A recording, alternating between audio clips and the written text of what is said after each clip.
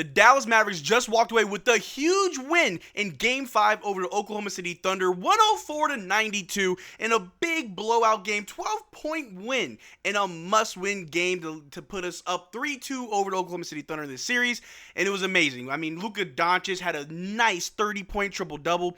Derrick Jones Jr., who we just dropped the video on a few hours ago talking about how he wants to be back in Dallas, proved it to us on the court with a monster performance. PJ as well as Derrick Lively had a double-double, and the team was just firing on all cylinders. In this video, we're going to break down what went well for us, how we can improve and move on into Game 6 on Saturday, and get this dub.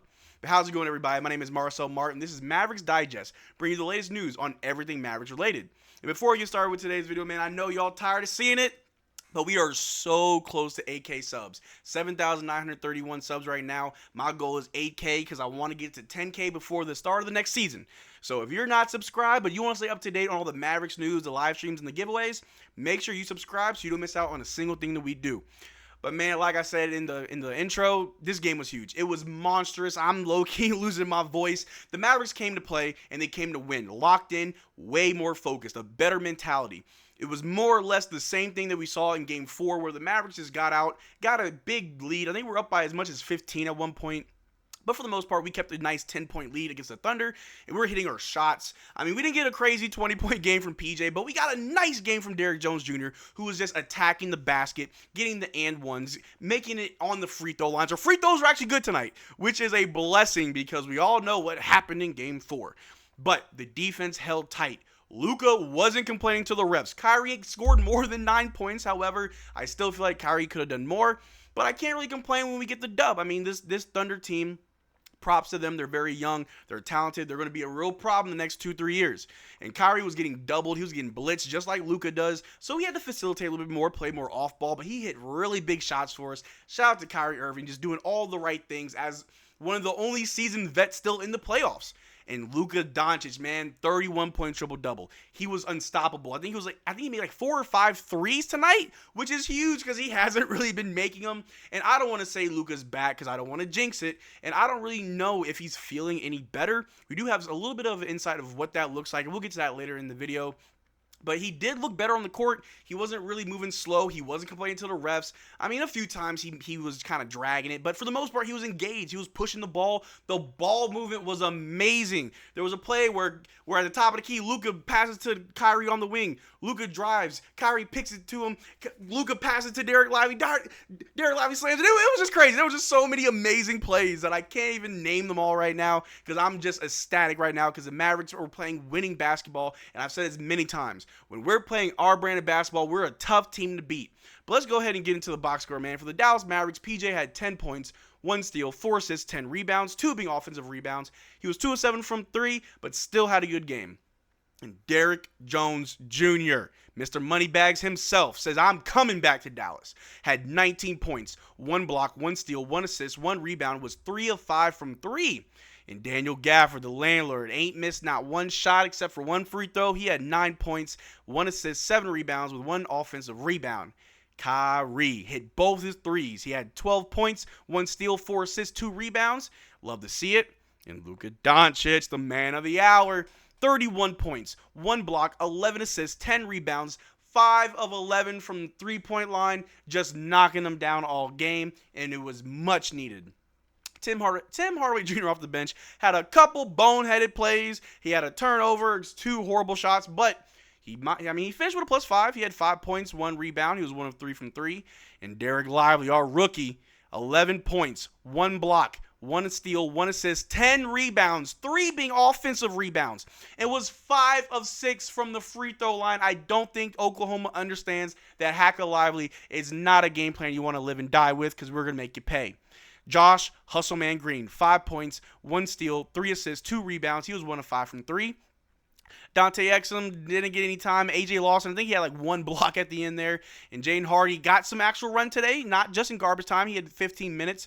He had 2 points. He was a -2, but I think for the minutes played, regardless of how many minutes he's played in the entire playoffs, I think Jaden Hardy did well. I liked how they trusted Jaden Hardy to bring the ball down and to facilitate and to handle it.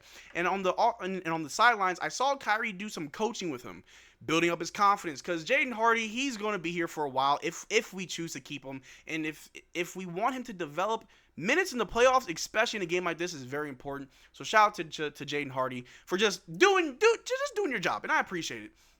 Like I said, the Dallas Mavericks had a great game. We shot the ball well. We made our free throws. We played excellent defense the entire game. Even in the last 3 minutes where it kind of slipped under our 10-point lead went down a little bit. I was a little bit nervous. I'm not going to lie. I was worried that I was getting a PTSD flashback from Game 4, but the guys locked in. The defense stood very, very steady. The offense kept flowing. Luka wasn't arguing with the refs, and it was just a beautiful thing, and you can't be upset with a dub. But let's go ahead and look at the Oklahoma City Thunder box score if we really have to. Chet Holmgren had 13 points, 1 block, 1 assist, 4 rebounds. He was 1 of 5 from 3. J-Dub had 12 points, 3 steals, 3 assists, and 6 rebounds. He was 0 of 3 from 3. And SGA had 30 points, 3 turnovers, 1 block, 2 steals, 8 assists, 6 rebounds, 2 of 4 from 3, 12 of 22 from the field, 4 of 6 from the free throw line. He was trying to do it all. Isaiah Joe had 6 points, 3 rebounds. Lou Dort had 12 points, was a minus 12, tied for most on his team. Had 1 turnover, 2 steals, 4 assists, 6 rebounds. He was 2 of 8 from 3. Jay Will off the bench had 3 points, 1 assist, 1 rebound. He was 1 of 3 from 3. Dieng had absolutely nothing. Wiggins had 2 points, 1 turnover, 1 steal, 1 assist, 4 rebounds. Josh Giddey had 11 points, 2 assists, 3 rebounds. And Kason Wallace, 3 points, 2 fouls, and was 1 of 5 from 3. I'm going to keep this up for a minute because last game, the Thunder did not shoot the 3-ball well, and the same goes for this game. They were 10 of 40 from 3. They were only 8 of 10 from the free throw line, and I've seen the little back and forth on Twitter and in my comment section regarding the Oklahoma City Thunder and the Mavericks, who's really foul hunting, and when the Thunder shoot less than, only about 10 free throws, yeah, it's not that easy to dub, is it? Because the Dallas Mavericks are here to win, and we're here to stay, and we're making our presence known. We're making a statement that even on the road, all we have to do is lock in. Luka just needs to stop arguing with the refs, be focused on the game, and we can win on the road. It doesn't matter where we at. We should always win our home games, but we can't change the past. What happened, happened. We won tonight. That's all that matters, and we have the next game on Saturday. Game 6. Winning 6. That's what I'm talking about. But we want to look at some other things, too.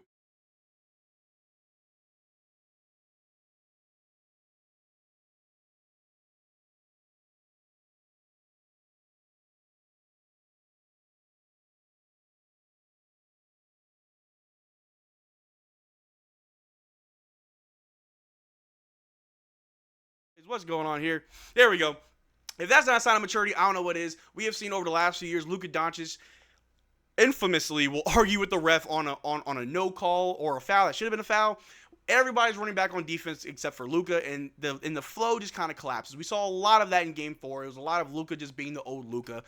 But he had a completely different mindset. He wasn't arguing with the refs. He was engaged in the game. Only a few times he may have been a little bit more emotional or more animated on a no call. Rightfully so. We wanted to challenge that one weird flop from SGA. We were unsuccessful, but that's fine. Luka Doncic was focused, and when he's focused, what happens? A 31-point triple-double and a win. A win that we should have gotten Game 4. We can't change the past. I'm just happy that we got a win now, and we'll win it again on Saturday. But another thing I want to bring up right here, because a lot of people want to talk about Luka faking it. Prior to Game 5, it was reported that Luka Doncic has been enduring pain beyond comprehension, saying if this was the regular season, Luka would have been shut down for at least 2 weeks. Luka has been getting 2 to 3 hours of intense therapy daily. Right knee sprain, left knee soreness, back soreness, left Achilles soreness for 4 months. I didn't even know about that one. Say what you want about him, but he is giving this playoff run everything he physically can, and I love him for that no matter what. One for Dallas, and that's what I'm talking about. I made a video about Luka Doncic and his injury just a few days ago, and all these great players, even some regular players who played through injuries, get praised for it, but for whatever reason, Luka Doncic is a front runner. He's lying about it. Oh, he had a 31-point triple-double. He's obviously not hurt. That's not how this works. Luka Doncic is a winner. He wants to win. He wants to fight. He wants to be out there with his guys. If he has to do 2 to 3 hours of intense therapy daily so he can be on the court, he's going to do that.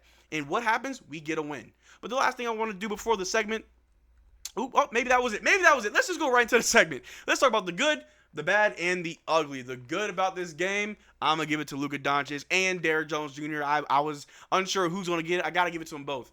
Derrick Jones Jr., a role player, like I've said many times. We got him on a $2.7 million contract, and he is playing well beyond his worth. And it's amazing that he wants to come back, because if we can continue to get this level of play from Derrick Jones Jr., we can keep competing for years to come. So he had a great game. Props to him. He was great, and so was Luka Doncic. He's on literally none of his knees work, one ankle, his back's messed up, and he's still able to go out there and get it done. I don't know why this man doesn't get more praise for just being just a shred, a shell of who he actually is. His production is way down, and yet he still fights every night. Shout out to Luka Doncic. The bad, I'm going to have to give it to the Oklahoma City Thunder role players because no one stepped up for SGA. He was, for the majority of the game, he was the only one with double-digit points, finishing with a third of his team points, and the rest of the team couldn't help him out. They're a young team. They're inexperienced. First time in the playoffs. I get it, but that was just bad.